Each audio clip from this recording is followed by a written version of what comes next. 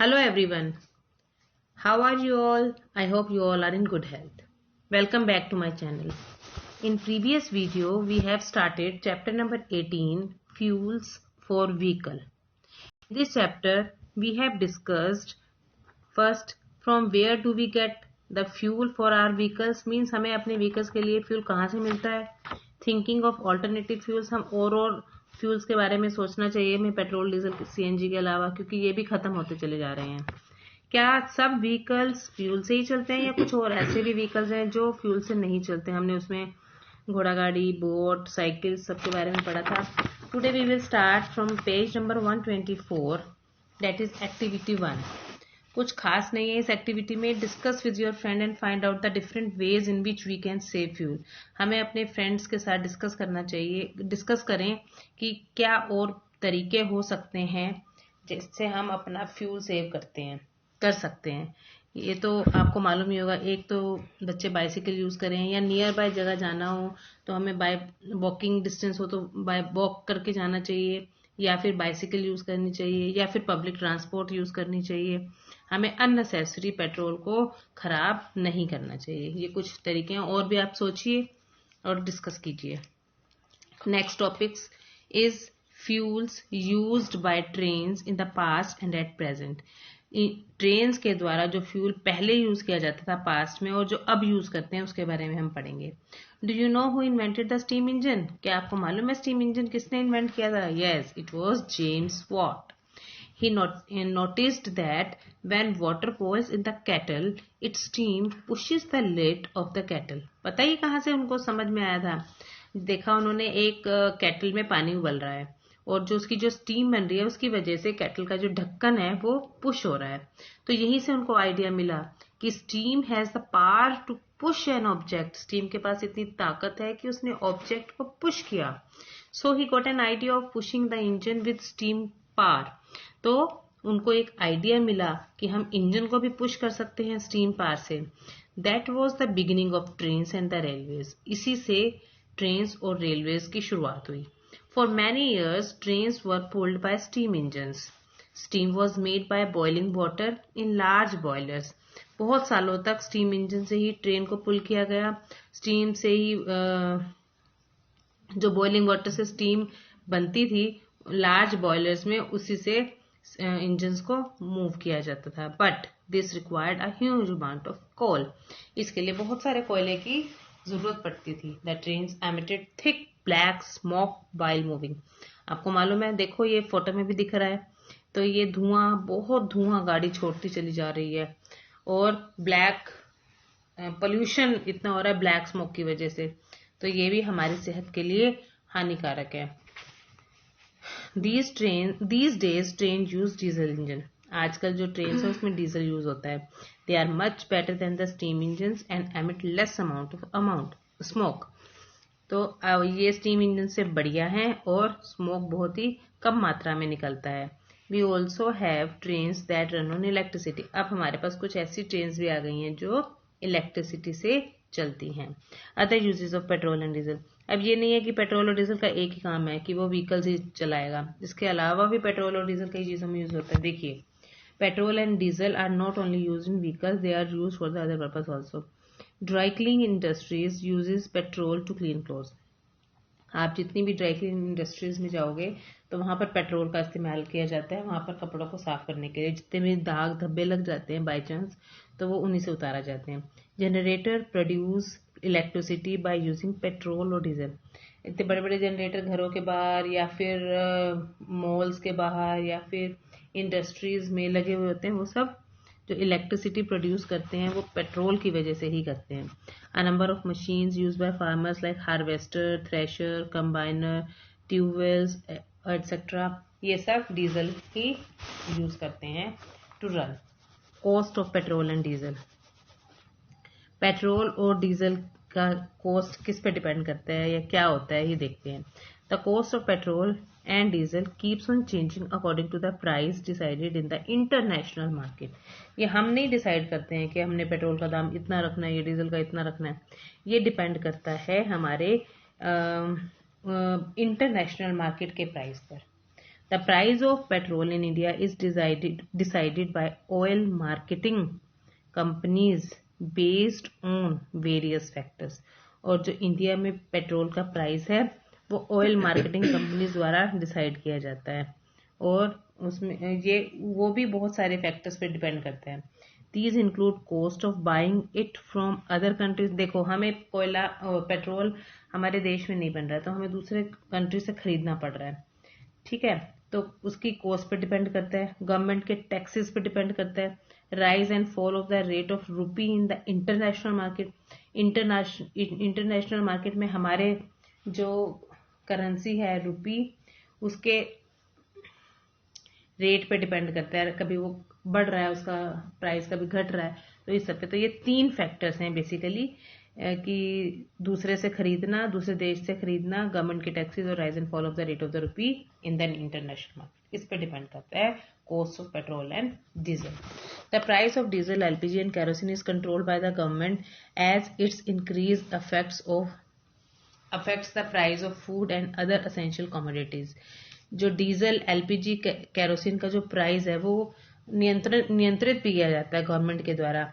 As its increase affects the price of food and other essential commodities. Therefore, in case of an increase in its price, the government gives money in the form of aid to the companies marketing it so as to keep its price stable. तो लोगों को इसका price stable लगे, मतलब ज्यादा ना लगे, तो गवर्नमेंट इसके लिए बहुत काम करती है.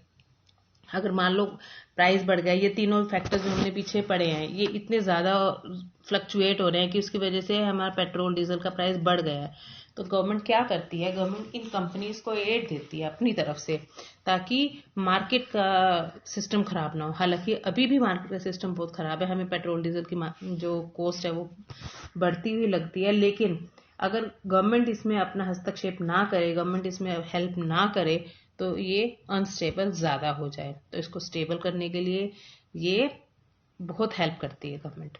The consumers of petrol are mainly middle and upper classes होती है. ये तो आपको मालूम ही है, पेट्रोल कौन यूज कर रहा है, या तो मिडिल क्लास लोग या अपर क्लास. जो स्मॉल क्लास, जो लोअर क्लास के लोग हैं वो तो बेचारे साइकिल, रिक्शा, ई रिक्शा तक ही सीमित हैं, वो तो यहाँ तक पहुंच ही नहीं पाते हैं. Therefore they have a higher ability to pay in case of rise in price. तो उनकी एबिलिटी ज्यादा है मिडिल या अपर क्लास वालों की, खपत जो करेगा वही पे भी करेगा. Hence the government does not contribute any money in the form of grant in case of a price rise. Government कोई भी कंट्रीब्यूशन नहीं करती मनी में अगर प्राइस बहुत ज्यादा बढ़ जाता है. तो बेटा मीन्स इस पूरे पैराग्राफ का यही मतलब है कि अगर एलपीजी, डीजल, केरोसिन का रेट बहुत ज्यादा बढ़ जाता है, उसकी वजह से फूड्स और एसेंशियल गुड्स पे असर पड़ता है, तो गवर्नमेंट उसमें हस्तक्षेप करती है in the form of aid. ठीक है, क्या मतलब है कि वो अगर नहीं करेगी तो प्राइस इतना ज्यादा हो जाएगा कि सब हौच पौच हो जाएगा, सबका जो लिविंग स्टैंडर्ड है वो सब डिस्टर्ब हो जाएगा. तो वो पैसे देकर नहीं करती है उनको कि डायरेक्ट हम पैसे दे रहे हैं, वो कंपनीज में हेल्प करती है कि वो स्टेबल रहे प्राइस. तो इस तरीके से प्राइस राइज में वो कंट्रीब्यूट करती है. ठीक है. Activity 2, find out the cost of a litre of petrol and diesel in your area. अब आपने क्या करना है, जिस एरिया में आप रहते हो वहां के पेट्रोल और डीजल का जो है 1 लीटर की कॉस्ट देखनी है. Compare and make a chart of the price of a litre of these fuels in all the metro cities. अब आपने दूसरी मेट्रो सिटीज में से कंपेयर करना है इसको, उनका भी देखना है कि उनकी 1 लीटर की कॉस्ट कितनी है पेट्रोल की और डीजल की. वैसे ये चार्ट टाइप बना सकते हो आप, so that you can understand the comparison. Mileage of a vehicle, distance covered by a vehicle in 1 litre of the fuel it uses is called its mileage. ये बेटा समझने की बहुत है, तो छोटी सिंपल सी लाइन, लेकिन इसको समझो तो आप अपने फ्यूल का जो माइलेज है, अपने गाड़ी की जो माइलेज है वो भी निकाल सकते हो.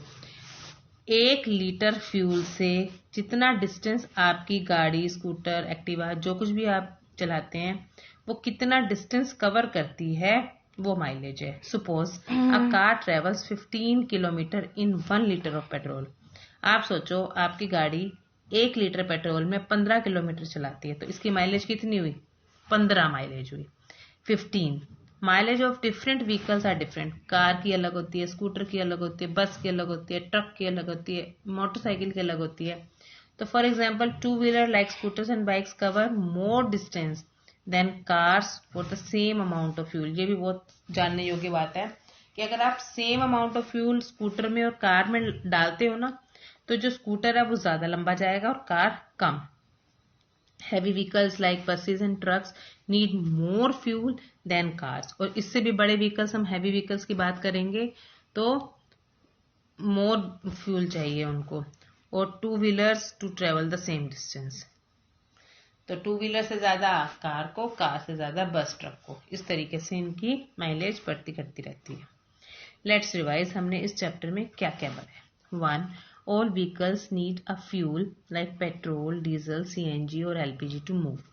सब व्हीकल्स को ये सब फ्यूल चाहिए, इनमें से कोई भी एक, ये नहीं कि सब चाहिए, एक व्हीकल में इनमें से कोई एक चाहिए होता है।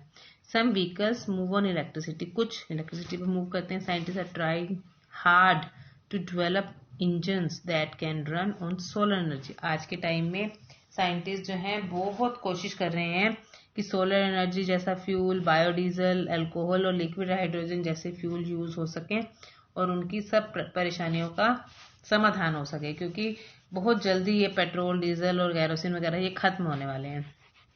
Trains in the past use to run on steam. पहले के ज़माने में स्टीम पर ट्रेन चलती थी, आज ही हमने पढ़ा है ये। और आज के ज़माने में डीजल और इलेक्ट्रिसिटी पर चलती हैं। एरोप्लेन्स जो हैं वो यूज़ करते हैं रिफाइंड पेट्रोल, उसको बोलते हैं एविएशन फ्यूल। ये हमने कल पढ़ा था पिछले वीडियो में। Tractors, others agricultural machineries, steamers, ships etcetera run on diesel. ये सब डीजल पर चलते हैं।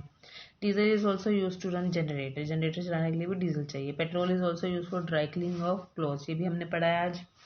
Distance traveled by a vehicle in 1 liter of the fuel it uses is called its mileage। ही हमने भी ऊपर समझाया है कि माइलेज क्या होता है। 1 लीटर ऑफ फ्यूल में जितना व्हीकल डिस्टेंस ट्रेवल करती है उसको बोलते हैं mileage. Add to your vocabulary, हमने इसमें क्या नए वर्ड सीखे वो देखिए। Fuel, any substance burned as a source of heat और पावर सच एज कोल और पेट्रोल। कोई भी सब्सटेंस जिसको हम जलाते हैं और जिससे हमें हीट या पावर मिलती है, जैसे हम कोल को जलाते हैं तो हमें पहले इंजन चलाया करते थे, पेट्रोल जलाते हैं तो व्हीकल चलते हैं, तो ये फ्यूल है। रिफाइंड, फ्रीड फ्रॉम इम्प्योरिटीज, बिल्कुल साफ सुथरा, प्योरीफाइड, इम्प्योरिटीज से फ्री हुआ को बोलते हैं रिफाइंड। मस्कुलर एनर्जी जो हमारे मसल से आती है, हैंड से, लेग से, इन सब से।